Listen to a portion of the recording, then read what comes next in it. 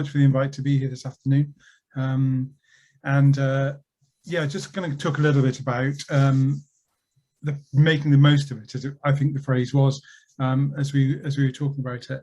I hope you've had a great day. And the kind of things that I'm going to focus especially on is this whole idea of where we've gone through this past few weeks. Just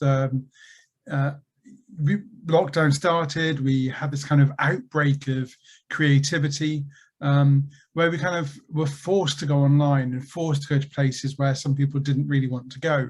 Although really we need to remember, of course, that we were forced to go to a place where many people in the disability community, those who were unable to attend our physical churches, have been for many, many years. And so we began to colonize their territory, as it were. We began to colonize where they had already made huge strides in developing online church. But that creativity kind of has moved as the lockdown has increased to trauma and exhaustion over the period. Still some creativity going on, but the sense of, my word, is this really going on so long? And that kind of hunched over figure really kind of, for me, tells that really well. But of course, the question then is, where are we coming back to? What are we going to do now with probably, as statistics go at the moment, a third of our congregations coming back online, coming back on site, sorry, and 2/3 seeming to have lost the habit or still not feeling safe enough to come back. And of course, what the thing that we're trying to push, especially at Premier and in the research I'm doing and so on, is this concept of hybrid church, which we'll get to by the end of the presentation. Adam Sanders launched the Spectrum at the beginning of the lockdown, or beginning of one of the lockdowns. And you'll note that what he's saying here is that digital church can really spread on the spectrum from, on the left-hand side, church with no online presence at all, through to the very far right, completely online church or completely digital church. Now, I don't actually think the latter one exists, because we are not online. We are physical beings. I am a physical being here. I'm not an avatar. I'm not made of computer programs. I may be being mediated to you through the form of electronic media, but I'm actually a physical person. I think you probably are physical people as well. Therefore, all that's happening here is we're replacing sight. Well, no, we're extending sight, because sight's still here involved. Sight then has this kind of electronic assistance as well. It's like wearing a pair of glasses. You know, if you took your glasses off, you wouldn't be able to see me, perhaps. And I should have my glasses on so I could see you properly. So all it is this kind of extra help or assistance in our mediation. So also church with no online presence at all. Yeah, well, that may exist. And then a church with a website and active Facebook page begins the spectrum, and we can go through. Hybrid church is there in the middle at the top, where online and offline participants can all become members and fully participate. And I'll end my talk, I hope, with a story about the Southeast District of the Methodist Church where I've just moved, where we had an online synod last week, and I'll talk to you a little bit about that. What are the key learning points? This talk sometimes comes at the end of a much longer talk on all the research and all the massive amount of material that's come out during the lockdown upon online church. First of all, one of the things we've learned especially is that we need to focus upon community, church as community, church as the people of God. And to some extent, maybe the other side of the work of the people rather than work for the people, not a representation of the work that people need to do, but focusing upon actually the community that does the work. How does that community get together and work with one another? So we need to use tech which promotes community. Live streaming doesn't tend to do that. Live streaming tends to promote entertainment and watching and observation. Zoom and Teams and what have you, much better at creating, promote a community, Facebook groups and so on, Facebook engagement where you can actually have comments and so on happening all the time. work against then the prevailing entertainment bias of tech reception. You know, on our phones and what have you, we may use these devices to watch movies, we may use them to watch Twitter or whatever we do. But it tends to be about kind of entertaining ourselves to death, as Postman said. We need to work against that bias and begin to shape the tech for our own use, as Heidi Campbell's told us, you know, social shaping of technology, or the religious social shaping of technology. We need to work harder in the church, especially, about the digital divide, about digital poverty, about data poverty as well. We are very, very good in the UK because we've got loads and loads of data very freely available or cheaply available. When I speak to my colleagues in South Africa, where data is very, very expensive, people tend not to use social media midweek so they can watch the online service on Sunday. Yep, we're actually kind of in a different situation in different parts of the world. If we're going to show the church online, we need to make sure we don't just show what's happening up front or at the pulpit or what have you. We need to include lots of faces to show off the community and show that actually the church is a diverse community. So we need young and old, people from different races, backgrounds, all different possibilities. Because what's happening is people are coming in to look at the online church and are actually looking to see what we're like, because they daren't come into our buildings. They're scared of us. They think we're a cult, and they don't know what's happening inside these buildings anymore. They probably only come there for a wedding or a funeral. And so the church is a kind of offline space, or is a no space for them. It's a scary space. But here online, they can see us. They can see what we get up to. So show them what happens. The next one is that discipleship will lead to attendance. So one of the big things that's happened online over the lockdowns is that alpha, prayer groups, discipleship groups, Bible studies and so on have gone through the roof. 24/7 prayer have had more people going to the tool shed than ever. There's been possibilities to learn contemplative prayer, prophetic prayer, prayer for society, prayer for the climate and so on.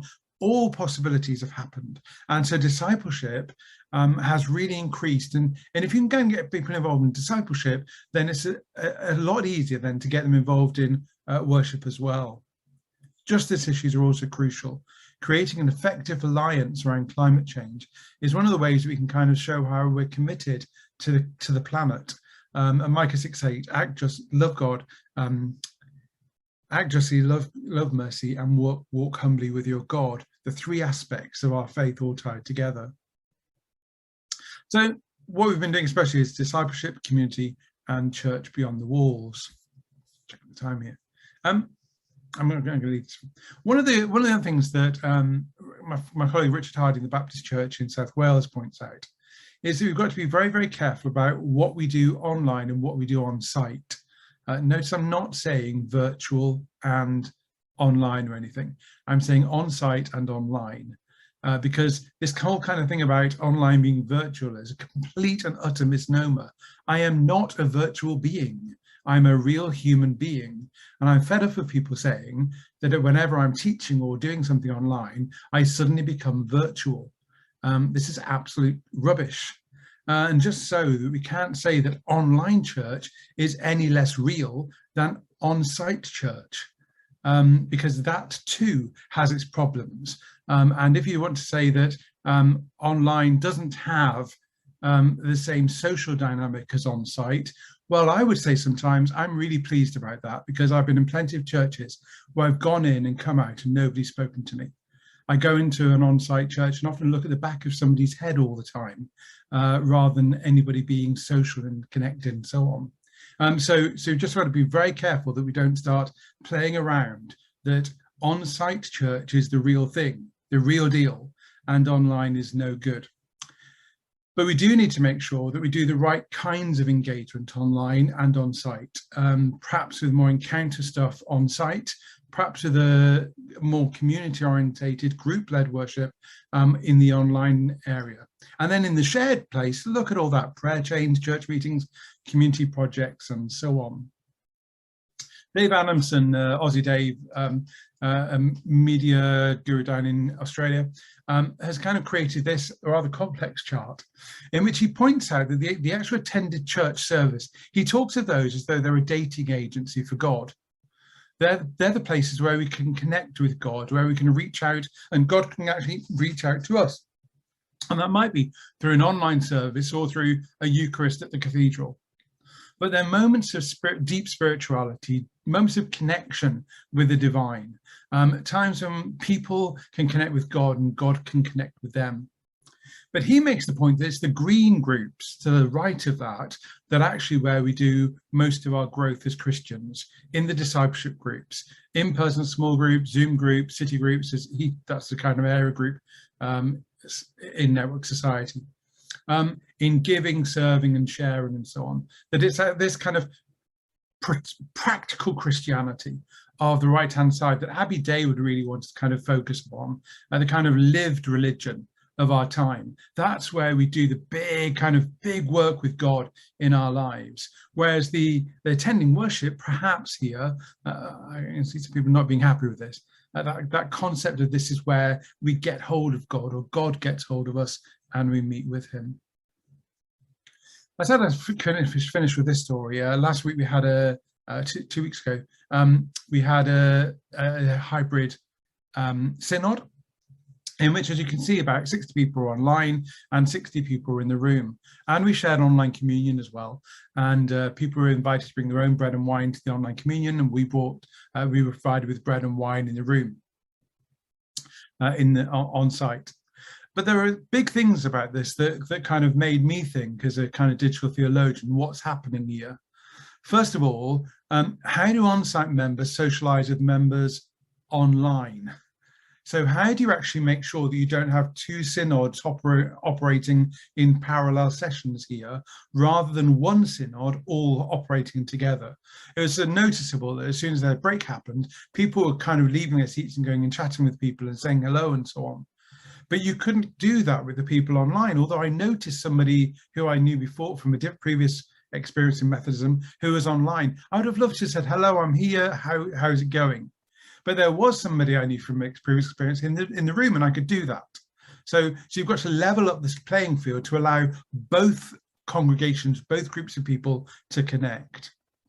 How do online members overcome the online deficit compared to on-site members? You know, we've been doing this fleshy get engagement for millennia. You know, we human beings are really, really good at meeting one another in public and socializing in public. We're really, really good at it. We're not good yet, because it's a new skill, of socializing online and connecting online and so on. So we need to learn more about social engagement and how we do social etiquette online. How do online members negotiate business with on-site members? You know, that thing you do at Synod where you kind of determine that you're going to kind of raise an order of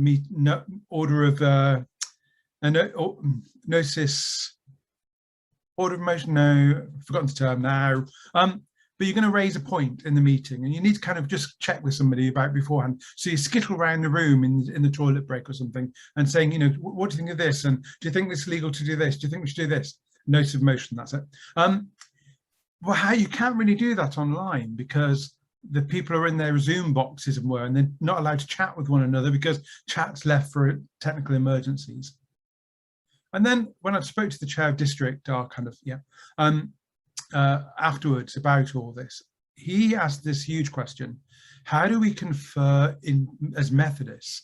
How do we speak to one another in two different places, online and on site? How do we properly confer? How do we have that conference when we're in two different areas? So huge things still to do, but lots of potential here that we can do.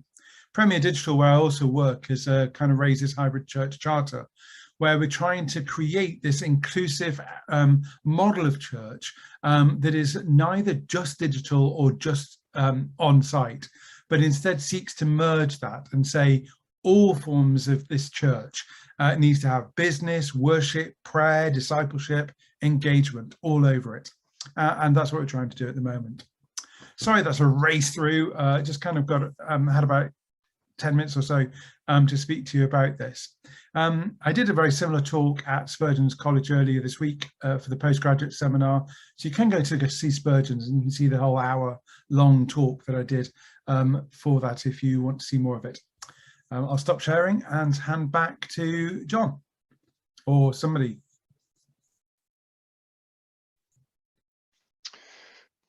Thank you for that, Pete. Really well done, and a lot